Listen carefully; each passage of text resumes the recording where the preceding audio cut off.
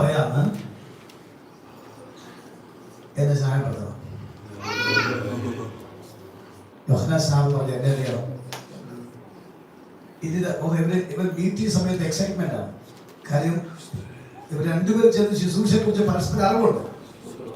പക്ഷെ ഇവർ തമ്മിൽ പരസ്പരം കണ്ടിട്ടില്ല. പക്ഷെ ഇത് കണ്ടപ്പോൾ ഭയങ്കര എക്സൈറ്റ്മെന്റ് ആണ്. ഞാൻ പലപ്പോഴും ഓർത്തിട്ടുണ്ട്. അത് ഭാവന കാണാറ്, അല്ലെങ്കിൽ ആ ഒരു വെളിപ്പാട് കാണാറുണ്ട്.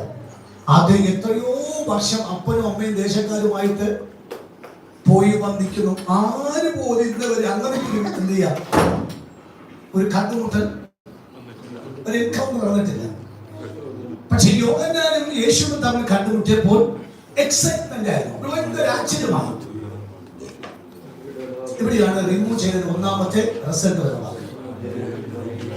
മനസ്സിലാവുന്നുണ്ടോ?